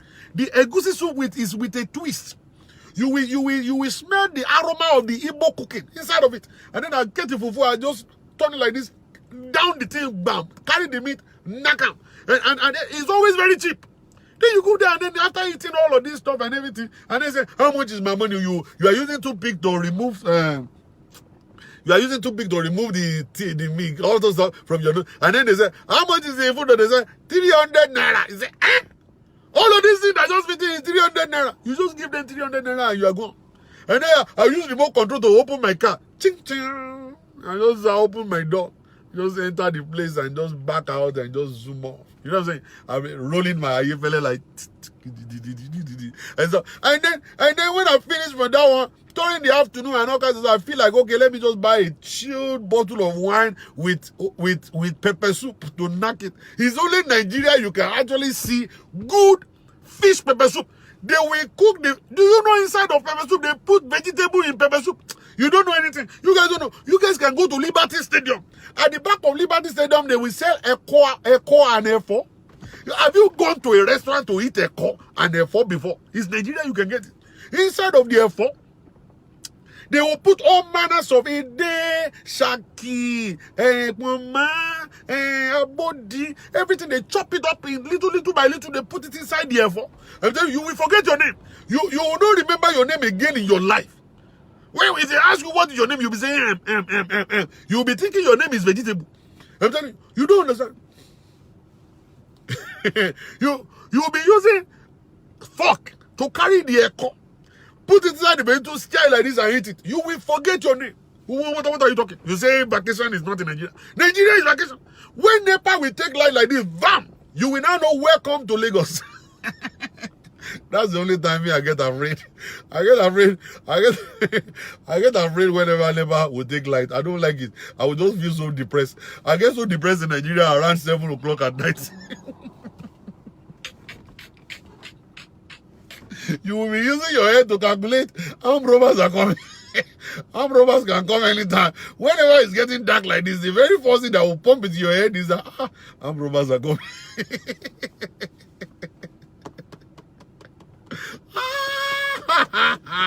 I'm telling you, you don't have joint in Ibadan. I tell you, I know joint everywhere. Not just Ibadan, I know joint in Lagos. I know joint in Abeokuta. I know joint in Oyo town. I know joint everywhere. I like food like anything. You don't know anything. It's only 7 o'clock at night. I will just feel depressed. I don't giant you, you know. As I am right now, I'm feeling like going to Ibadan. I feel like relocating to Ibadan. As I am right now, as I'm talking to you right now, I feel like I want to go and look at my passport. Let me go and find my passport. I've been thinking of Ibadan since I woke up this morning, and it's because of the Amala. I've been thinking. It's because of the Amala. I'm telling you, it's all because of the Amala. I've been thinking. Pastor go to school lately and he has Sunday restaurant in Abeokuta to eat Amala. Olori, Olori, you want to prove to me you know I'm gonna join to have you? You they prove say you know I'm gonna join to me, have you? Alright though. Maybe we they see him. Maybe they see him they come. You understand? Maybe they see him. Oshogbo. Ah! I went to Oshogbo one time. I went to eat amala in one joint in Oshogbo. Jesu Oluwaye. Ah! I almost killed myself there. I took amala extra like 15 times. I said, Mama, another extra one. He said, sir. I think down you when it's over in my baby so one. I mean, what's the best? So when I didn't have me last time, I'm like, you saying, I'm a laugh, later man, Ben is laughing. I'm a laughing. You know, laughing, Lozobo. Ah! You people don't know anything. You don't know nothing at all. I'm a laugh. Don't be laughing. Oh, I was just taking extra. I said, Mama, another extra too. Every Mama can see, Mama can pay it. You know what I'm saying? I was just chopping.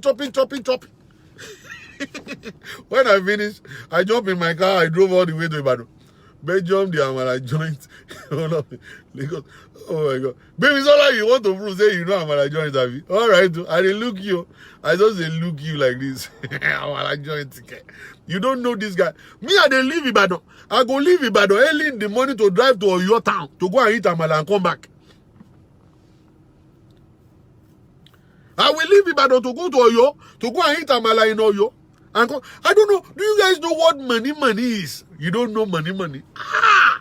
When you go to Oyo, and then early in the morning, and you don't go to the mama that is selling Eko, Mama Eleko, and the kind of Eko Kolobo, they will put leaf inside of the Kolobo, and then they will put the Eko there, and then the Eko will form in the Kolobo, then they wrap it. When they take it out, it will be like the breast of a woman. It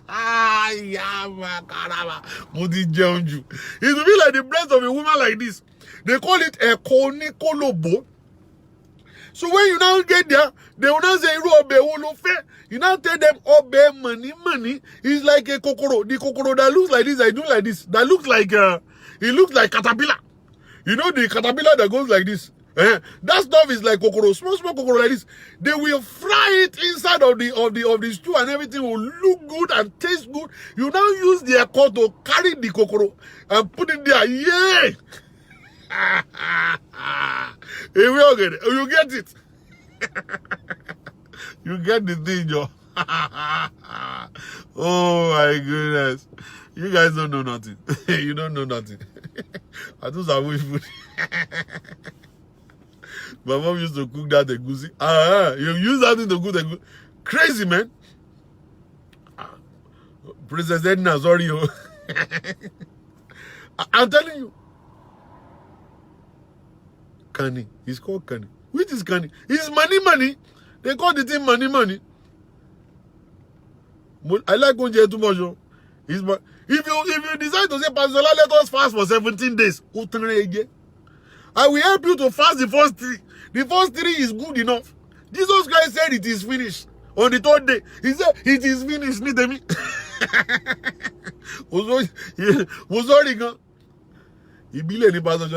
You want to try me? The kokoro is money. It's not called candy. It's money. You call it money, yo. In money. I know what I'm saying. I don't know where it can is. The kokoro is money. It's money. All right. Let me leave you guys alone. It's 11:12 already. Yay!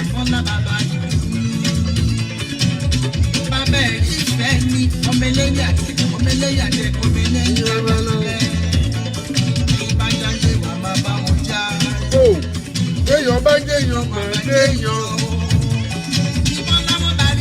please, Pastor, I need advice. Whatever advice you need, come and hit me inside my inbox. I will answer you. But listen, just like some of the Nigerians that are calling me lately, they say, oh, you call yourself a pastor, why are you charging money to cancel? I'm not your pastor. Sorry. Go and talk to your pastor. Anywhere you are paying tithe, they are not supposed to charge you to cancel. Me, I'm a professional counselor and coach. So Nigerians, please know. If you're trying to seek for my advice, you want me to listen to your story and counsel you, I am not your church pastor.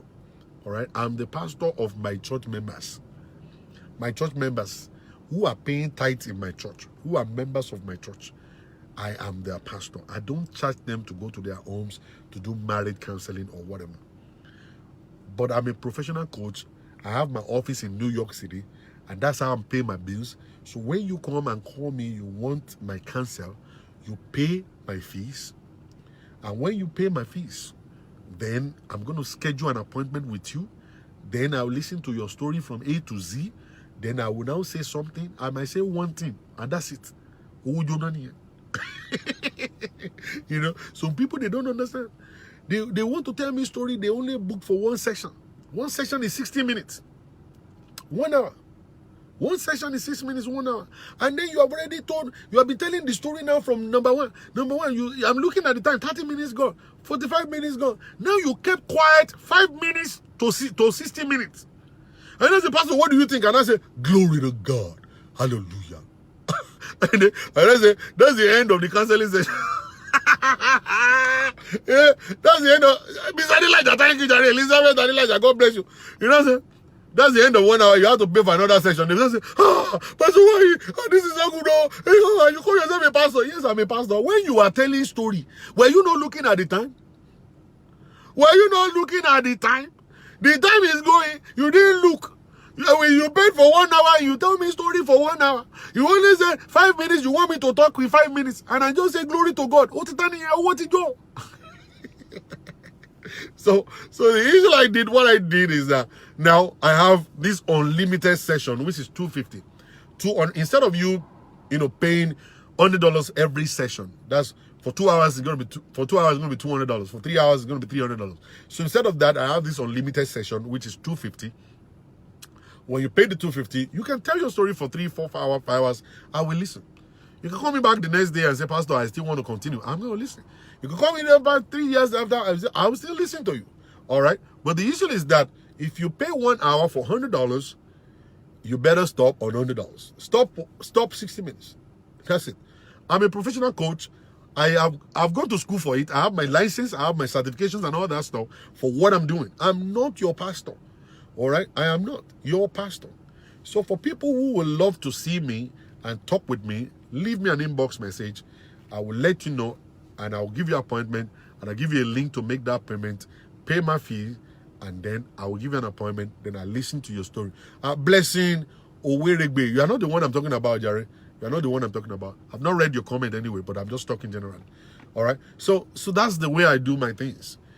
Because like about 4 or 5 people call me recently and say, oh, I thought you are a pastor. Yeah, I'm a pastor, but I'm not your pastor. I am not your pastor.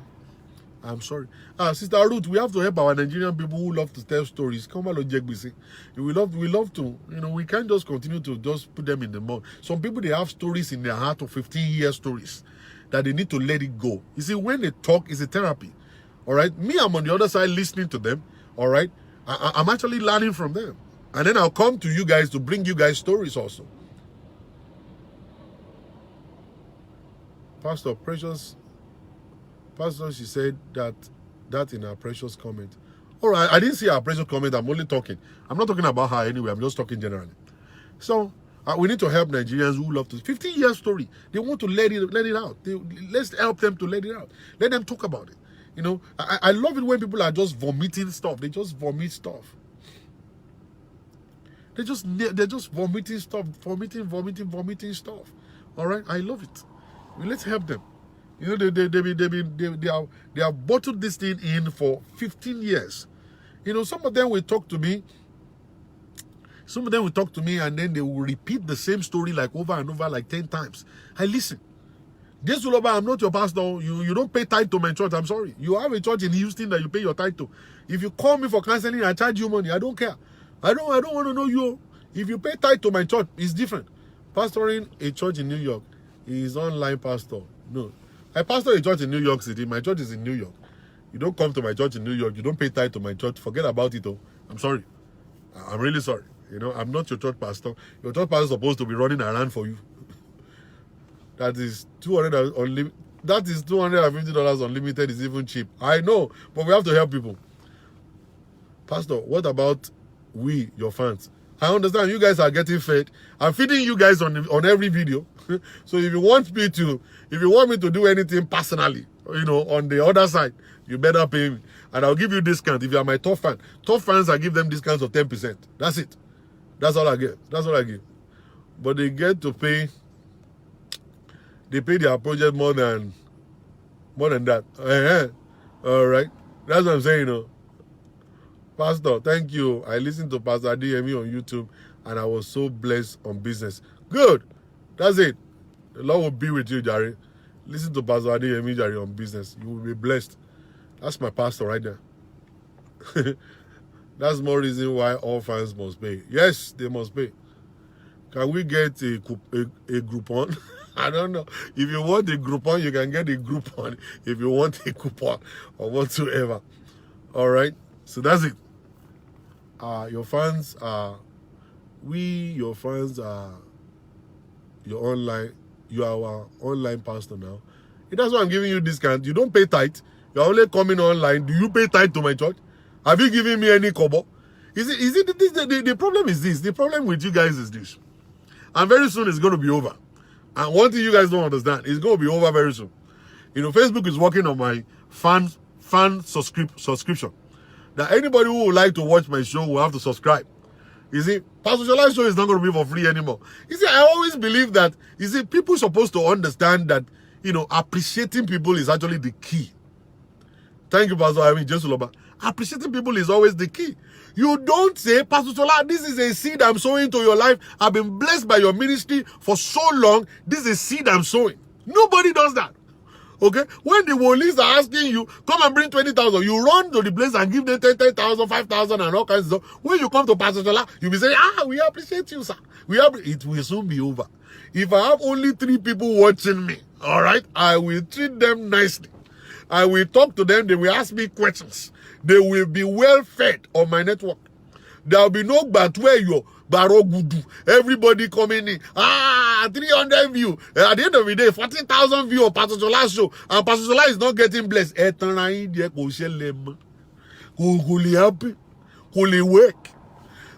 Work. If you don't subscribe, you don't get nothing. The only thing you can do is to go and watch my shows on YouTube. You watch it for free. YouTube will pay me. Either you like it or don't like it.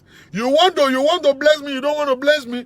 Go and watch my show on YouTube. YouTube will bless me and give me kobo out of whatever it is that you guys are subscribing and giving over there. If you want to watch me live and be able to ask me questions on Facebook, you better subscribe. It's $5 a month. They call it $4.99 every month. That's how much it is. It's $4.99. Nobody's paying it. You're not watching my show. I'm sorry. It's once in a while I'm going to do a show that's going to be for free. I am not doing it again. All right? It's not happening anymore. I'm not that kind of a pastor that will cajole you to take money from you. I won't say, I need 7 people right now. God can bless you. Hallelujah. There's somebody online. God wants to take you to the next level. You're about to hit millions. If you can show a seed of $1,000, God will bless you. Send the money to me right now. I won't do that to you. I won't do that to you. I will teach you the right thing. But you listen, if you refuse to bless me, Facebook will take my money from you. Either you like it, you don't like it. That is it.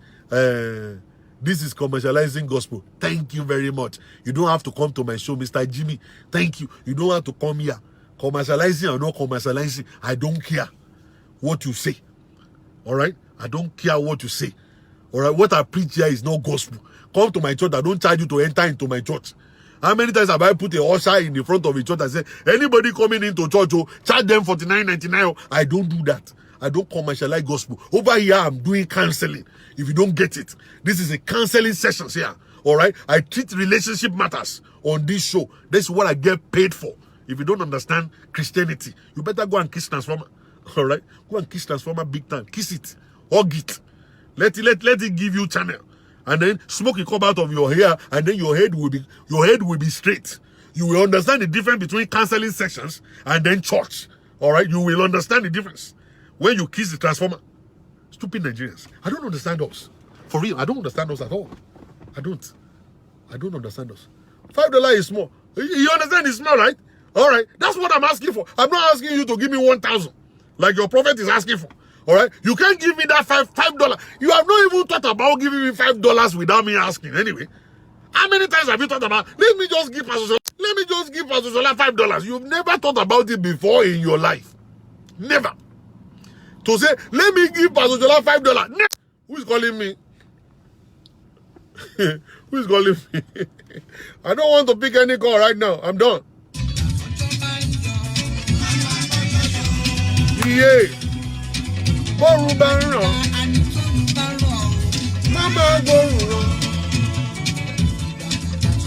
Elizabeth Adelaja, 350 per hour. All right. Paso pe kò ní dojúrú, èmi bá ti ṣe màrọ́nà gbégbá. Bàbá di bàbá.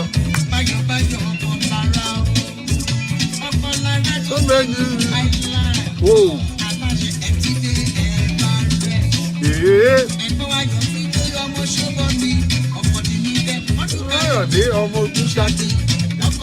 Don't blast anybody, please. Leave it alone, leave it alone. He just doesn't understand. Yeah, oh, come for Lashade. Elizabeth, Adela Jami. Ona mi lọ́wọ́. Elizabeth, ona mi lejoni. Yeah. Yeah, Elizabeth Dao. Ọmọ yèyé. Mama ọ̀rẹ́ Olúwa. Atọ́gùn gbòòrò. Ìlọ́mọ wọn ní Jésà. The lion. Now leave it is. Don't let us burn in us. So, national anthem is in the mud. I don't play national anthem again. Now, let me tell you why I'm not playing national anthem anymore. National anthem, the guy has gone to do copyright on YouTube. All right. Anytime they listen to his song on my show, they block me from actually advertising. They can't put advertisement on that show. So I'm losing money advertising him. He's not paying me, all right, to put his music here. So I don't get to make money on YouTube because of him. So I decided I'm taking it off. I'm not playing national anthem again. I'm sorry.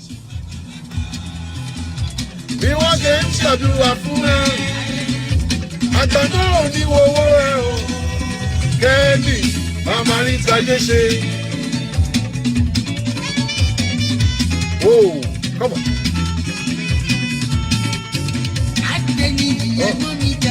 All right, guys, thank you very much. Have a beautiful day. I'll leave you guys alone. Elizabeth Adelaja's birthday is coming. Let me tell you something. The New York must shake. It go shake, bram, bram, bram, bram. So make una just know that. Make una just know it. All right. On that day, it's going to be fire. New York City. I know they go party, but this one, amigo day there. All right. So I go soon send you guys the save the date poster. You go see it on my page. All right. Now all of them with the invite. If you live in New York, if you don't live in New York, to just or money party, they will like party budget. My bolati Chicago, fly from Houston, fly from Dallas, come in. Jesus Loba, fly, come. What is that? You come in, party on point. All right. Elizabeth Adelaja ti pay 50. You come pay 50. Wala ni. Oh yeah. Ìgbádùn ní 50. Tó bá ti wọ 50 by ó ti tán nìyẹn. Ìgbádùn bẹ̀rẹ̀ nìyẹn. Understand? So all of you guys were invited, and God bless you in Jesus' name. Have a beautiful day. Love you guys. Have a beautiful day, man. Baba Joe.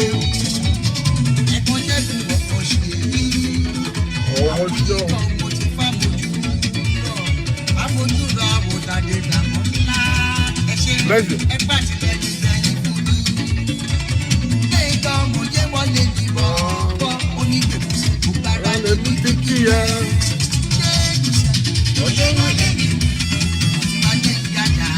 Ọmọ nìyẹn, òyìnbó elépo, tá a bá fi bí gba ọmọ. onídàárí kò ṣe. Oyè wọlé tó gbé gbègbè ṣe o. Gbẹ̀ngà ọmọ lára. Àwọn olúwọlé ọmọ ẹni tá a lọ. Èèyàn níyì tó jẹ. Mọ̀síánù. Ẹ̀gbọ́n Táyọ̀ Kí yẹn. ni wọ́n máa pè é? Ẹ̀gbọ́n Bọ́lá ẹ̀gbọ́n tó sì mí. Aláṣẹ ẹ̀dùn oil and gas. All right, guys.